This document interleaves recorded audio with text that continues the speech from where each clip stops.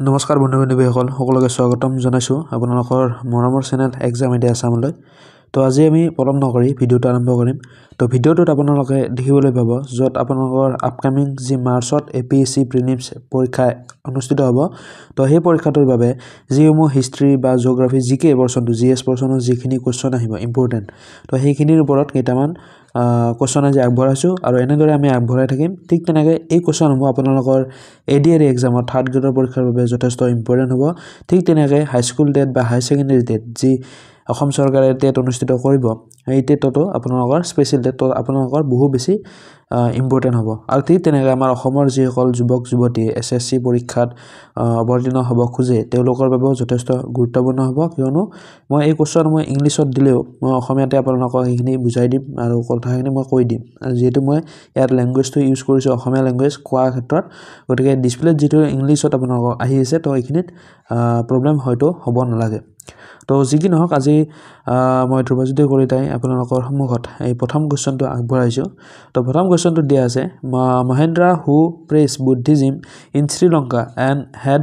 Learn the Buddhism text from. তো ইয়াত প্ৰথম কুৱেশ্যনটো আপোনালোকক আগবঢ়াইছে যে মহেন্দ্ৰ হু প্ৰেছ বুদ্ধিজিমৰ ওপৰত তেওঁ য'ত শ্ৰীলংকাত মানে যেনেকৈ আমাৰ ধৰ্মটো বিস্তাৰ কৰাৰ ক্ষেত্ৰত বা ধৰ্মটো তাতে প্ৰেছ কৰাৰ ক্ষেত্ৰত তেওঁৰ গুৰুত্বপূৰ্ণ ভূমিকা আছিল মহেন্দ্ৰাৰ। আৰু তেওঁ সেই যে টেক্সটবিলাক কালেক্ট কৰিছিল, বুদ্ধিজিমৰ টেক্সটবিলাক যে কালেক্ট কৰিছিল কাৰ পৰা কালেক্ট কৰিছিল। তো ইয়াতে আমাৰ এই প্ৰথম কুৱেশ্যনটোৰ অপশ্যন 4টা দিয়া আছে: দাসকা, উপগুপ্ত, মোগলীপুৰা, উপালি। আৰু ইয়াৰ ভিতৰত আমি যিটো প্ৰথম ইয়াৰ ৰাইট এনচাৰ হ'ব সেইটো আমি চাই লওঁ। তো এইখন যিটো আমাৰ এই যিটো কুৱেশ্যনসমূহ ইয়াত দিয়া আছে এই কুৱেশ্যনসমূহ আপোনালোকৰ এটা মক টেষ্ট হিচাপত আপোনালোকে ল'ব পাৰে, যিহেতু ইয়াতে টাইমাৰ চেমাৰ চব ছেট কৰা আছে। তো এই টাইমটো ছেট নকৰোঁতে আপোনালোকে যিটো এনচাৰ জানে ধুনীয়াকৈ পেজ এটাত বা বহী এটাত ইয়াৰ 1 নম্বৰ দি কেনে আপুনি অপশ্যনটো লিখি থ'ব। তেতিয়া যেতিয়া ইয়াতে টাইম আউট হৈ যাব তেতিয়া আপোনালোকে মিলাই চাব আৰু কিমানটা কাৰেকশ্যন হ'ল আপোনালোকৰ বা কিমান আপুনি স্ক'ৰ কৰিলে কুৱেশ্যনকেইটাৰ ভিতৰত আপোনালোকে কমেণ্ট বক্সত কমেণ্ট কৰি জনাব। তো ইয়াৰে ৰাইট এনচাৰ হ'ল উপালি। এইটো হয়তো লুচেন কিতাপখন যোনে ভালকৈ চাইছে ষ্টাডি কৰিছে তাত এই কুৱেশ্যনটো ধুনীয়াকৈ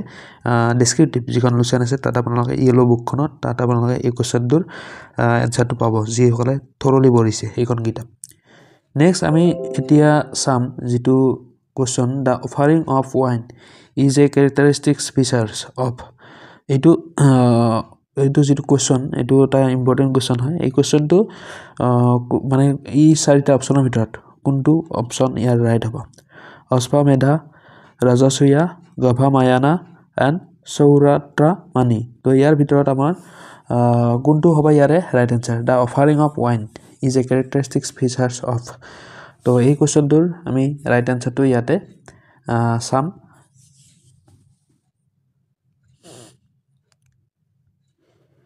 তো টাইম আউট হৈ গ'ল। তো ইয়াৰে ৰাইট এনচাৰটো হ'ল সৌৰাত্ৰামানি। তো ইয়াৰ ৰাইট এনচাৰ আমি পাই গ'লোঁ। ঠিক তেনেকৈ এতিয়া আমি চাউথৰ যিসমূহ ডাইনেষ্টি এই ডাইনেষ্টিসমূহৰ ওপৰত এটা আমি কুৱেশ্যন চাম। যিটো কাভেৰী পাটমানাম যিটো আমাৰ চিপ পৰ্ট, এই চিপ পৰ্টটো কোনটো ডাইনেষ্টিৰ মানে আছিল এইটো সুধিছে। তো চেৰা, চোলা, পল্লৱা, চাকা। এই বংশসমূহৰ কথা আপোনালোকে হয়তো পঢ়িছে বা আপোনালোকে যদি চোৱাও নাই লুচেন বুকখনত পাব পাৰে। তো কাভেৰী পাটমানাম যিটো চিপ পৰ্ট হয় এই চিপ পৰ্টটো কাৰ হয়? মানে মেইনলি চিপ পৰ্ট মানে পৰ্ট মানে কি জানে আপোনালোকে? য'ত আমাৰ জাহাজবিলাক ৰখা হয়, জাহাজবিলাক বন্দৰগাহ এইবিলাকক আমাক কি কোৱা হয়? পৰ্ট বুলি কোৱা হয়। আৰু চিপ পৰ্ট মানে মেইন য'ত মানে তেওঁলোকৰ ট্ৰেডিং হওক বা ৱাৰৰ ক্ষেত্ৰত যিটো পৰ্টৰ ওপৰত ভূমিকা বেছি সেইটোক চিপ পৰ্ট বুলি তেওঁলোকে কৈছিল। যেনে আমাৰ চিফ মিনিষ্টাৰ থাকে, চিফ মিনিষ্টাৰ তেনেকৈ চিপ পৰ্ট। তো ইয়াতে আমাৰ 4টা অপশ্যন দিয়া আছে: চেৰা, চোলা, পল্লৱা এণ্ড চাকা। তো ইয়াৰ ভিতৰত আমাৰ ৰাইট এনচাৰ ইয়াতে হ'ব টাইম আউট। তো এনচাৰ হ'ল বি। তো চোলা হ'ল ইয়াৰে ৰাইট এনচাৰ। আৰু চোলা বা চেৰা, পল্লৱা এই 3টা বংশৰ ফাৰ্ষ্ট ৰুলাৰ কোন আছিল আৰু তেওঁলোকৰ যিটো এমব্লেম হয় এমব্লেমকেইটা কি আছিল আপোনালোকে কমেণ্ট কৰি জনাই দিব। আৰু মই নেক্সট যিটো আপোনালোকৰ ক্লাছ হ'ব সেই ক্লাছত মই ধুনীয়াকৈ এইটোৰ আপোনালোকৰ কুৱেশ্যনৰ এনচাৰখিনি চাই আপোনালোকক যিটো মই কুৱেশ্যন দিছোঁ হোমৱৰ্ক সেই এনচাৰটো চাই মই আপোনালোকক শুদ্ধটো কৰি দিম। ঠিক তেনেকৈ the hymns concerning the election of king occur in the মানে ৰজাৰ যিটো ইলেকশ্যনৰ ক্ষেত্ৰত মানে কোনটো ইয়াৰে বেদা মানে ঋগ বেদা যজুৰ বেদা সামবেদা অথৰ্ব বেদা তো এই চাৰিটা বেদৰ ইয়াতে আমি পাইছোঁ আৰু এই বেদকেইটাৰ ভিতৰত কোনটোৰ ভিতৰত যে আমাৰ এই ইলেকশ্যন অফ কিং এই যে ৰজা যে আমি মনোনীত কৰিব লাগে বা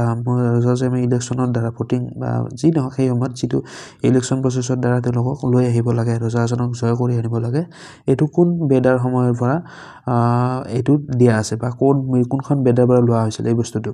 যেনেকৈ আমাৰ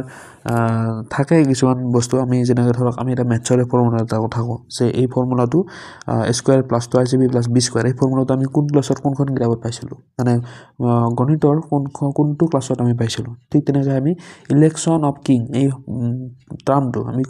কোনখন বেদাৰ পৰা আমি লৈছোঁ তো ইয়াতে আমাৰ ৰাইট এনচাৰ আমি এতিয়া চাম 5 4 3 2 1 টাইম আউট তো এতিয়া আমাৰ ৰাইট এনচাৰটো ওলালে ডি অথৰ্ব বেদাত এই ইলেকশ্যন অফ কিং টো আমি যিটো ইয়াৰ লগত কনচাৰ্ন হয় কি অথৰ্ব বেদা ঠিক তেনেকৈ আমি the intermediate port for trade between the Indus trading centre and Mesopotamia তো ইণ্ডাছ ট্ৰেডিং চেণ্টাৰ আৰু মেচ'পটামিয়াৰ মাজৰ ইণ্টাৰমিডিয়েট যিটো পোৰ্ট হয় যিটো ট্ৰেডৰ ক্ষেত্ৰত তো কোনটো হয়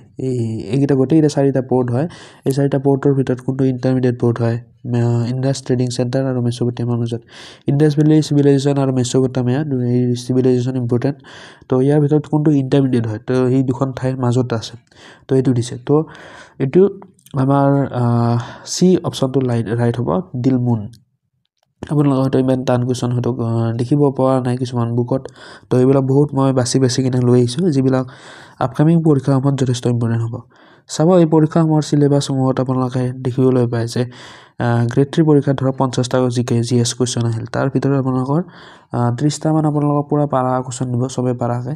10টা কুৱেশ্যন এভাৰেজ ষ্টুডেণ্টখিনি যিখিনি অলপ পঢ়িছে তেওঁলোকে পাৰিব আৰু নেক্সট যি 10টা থাকিব সেইকেইটা একদম যিখিনি ল'ৰা ছোৱালী আছে তেওঁলোকে সেইখিনি এটেম্প কৰিব পাৰিব আৰু তেওঁলোকৰ চিলেকশ্যন হয়তো 100% ফাইনেল হৈ থাকে ঠিক তেনেকৈ নেক্সট হ'ল কুৱেশ্যন এতিয়া দ্য অভিধামা ট্ৰিটিছ কথাভাটু ৱাজ ৰিটেন বাই এইখন কিতাপ কোনে লিখিছিল অভিধামা ট্ৰিটিছ কথাভাটু এই কিতাপখন এই চাউথৰ মানে আপোনালোকে এই লাইনটো পঢ়ি কিনে গমেই পাইছে কিতাপখনৰ তো ইয়াতে কোনে লিখিছিল এইখন কিতাপ তো মহাকাশ্যপা মগালিপুত্ৰ তিছা যিটো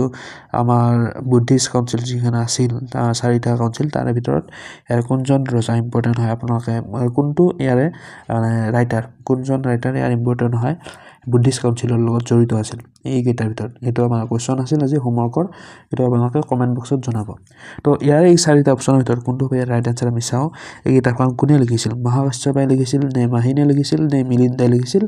কোনে লিখিছিল তো ইয়াৰ ৰাইট এনচাৰ হ'ল আমি যিটো নাম কোৱা নাই মগালিপুত্ৰ তিছা তেওঁৱে এইখন লিখিছিল বি এনচাৰটো হ'ব ইয়াৰ ৰাইট এনচাৰ ঠিক তেনেকৈ where was ancient Ratnagiri Mahavihara located ancient Ratnagiri Mahavihara ক'ত অৱস্থিত এইটো ইম্পৰ্টেণ্ট কুৱেশ্যন বেংগলত নে বিহাৰত নে মহাৰাষ্ট্ৰ নে উৰিষ্যা তো ইয়াৰ আমি ৰাইট এনচাৰটো এতিয়া চাম তো ৰত্নাগিৰি মহাভিৰা লোকেটেড হয় ক'ত মহাৰাষ্ট্ৰত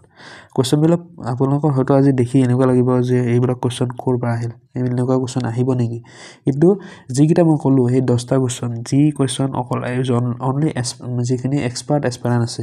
তেওঁলোকে পাৰিব আৰু সেইখিনি কুৱেশ্যন তেওঁলোকে এনেকুৱা ধৰণৰ বুকছ হওক বা মেটেৰিয়েলছৰ পৰা তেওঁলোকে চাই যায় যিটো মোৰ এক্সপিৰিয়েঞ্চ আছে এইবিলাক এক্সাম দিয়া তো সেইকাৰণে মই আপোনালোকক এইখিনি কুৱেশ্যন বাছি কিনে দিছোঁ যাতে এইবিলাক কুৱেশ্যন আপোনালোকে ইউটিউবত মানে সহজে নাপাব বা কোনটো ৱেবছাইটত আপোনালোকে সহজে নাপায় যিবিলাক কুৱেশ্যন তো এইবিলাক কুৱেশ্যন আপোনালোকৰ ওচৰত মই ডিছপ্লে কৰিছোঁ তো এইবিলাক কুৱেশ্যন বহু বেছি ইম্পৰ্টেণ্ট হৈ যায় সেই যি 10টা কুৱেশ্যন টান আহিব বা 5টা হাৰ্ড আহিব তাৰ মাজত এইকেইটা ইম্পৰ্টেণ্ট কুৱেশ্যন তো মহাৰাষ্ট্ৰত আছে এইটো অৱস্থিত Ratnagiri Mahavihara who among the following was the patron of Jainism patron হয় কোনজন জৈনিজিমৰ ইয়াৰ পেট্ৰন আছিল এইটো দিছে বিম্বিচাৰা কালাচোকা খাৰাভালা নে গৌতমীপুত্ৰ সাতকাৰ্ণী তো ইয়াৰ ভিতৰত ৰাইট এনচাৰ হ'ব আমি দেখা পাম এতিয়া টাইম আউট তো right answer option C Kharavela জৈনিজিমৰ পেট্ৰন বুলি যিটো কোৱা হয় খাৰাভালা তো নেক্সট হ'ল the অগ্ৰনয় mention by মেগাষ্টেনিছ ৱেৰ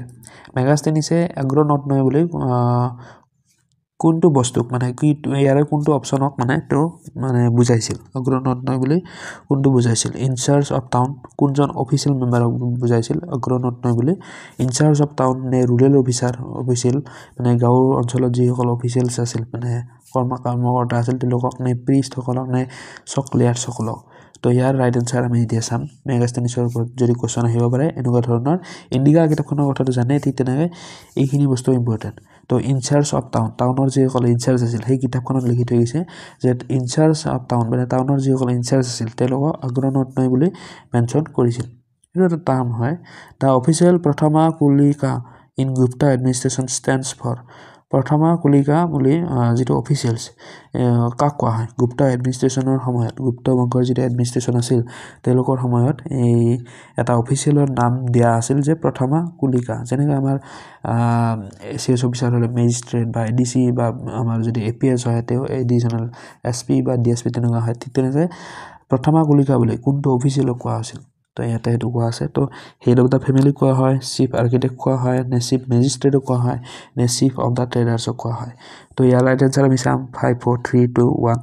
and time outs তো ইয়াৰ ৰাইট এনচাৰ হ'ব অপশ্যন বি চিফ আৰ্কিটেক্টজনক কোৱা হয় প্ৰথমা কুলিকা next last question Pongal is the festival of which state Pongal ফেষ্টিভেলটো বহুত বেছি ইম্পৰ্টেণ্ট হয় এই কোৱেশ্চনটো আপোনালোকে কমেণ্ট বক্সত কমেণ্ট কৰি জনাব জানে আপোনালোকে জানো তো এইটো এটা সেই যে 30টা ইজি কোৱেশ্চন আছিল তাৰ ভিতৰত এইটো পৰে তো পংগল যিটো উৎসৱ সেইটো কোনখন ষ্টেটৰ লগত জড়িত মই ইয়াত এনচাৰটো শ্ব' কৰি নিদিওঁ নেক্সট ক্লাছৰ আপোনালোকে গম পাব আৰু ইয়াৰ ৰাইট এনচাৰটো আপোনালোকে কমেণ্ট বক্সত কমেণ্ট কৰি জনাব তো আজিৰ এইখিনি আছিল কোৱেশ্চন নেক্সট আৰু ভিডিঅ' মানে এই ক্লাছ লৈ আহিম তো আপোনালোকে চাই কেনেকুৱা পালে কোৱেশ্চনখিনি চাই কেনেকুৱা পালে আৰু যিসকলে পিচিএছ ফ্ৰেণ্ড তেওঁলোকৰ বাবে যথেষ্ট উপকৃত হ'ব এইখিনি কোৱেশ্চন তো যিসকলে ছাবস্ক্ৰাইব কৰা নাই তেওঁলোকে ছাবস্ক্ৰাইব কৰি দিব আৰু কমেণ্ট বক্সত কমেণ্ট কৰিব লাইক দিব আপোনালোকে ভিডিঅ'টোত আৰু যিমান পাৰে শ্বেয়াৰ কৰক আপোনালোকে যি মোৰ গ্ৰুপত আছে চবতে সেই ভিডিঅ'টো শ্বেয়াৰ কৰি দিব আৰু আপোনালোকৰ কমেণ্ট বক্সত আপোনালোকৰ বহুমূলীয়া কমেণ্টসমূহ প্ৰদান কৰিব তো আজিলৈ এইখিনি আছিল ধন্যবাদ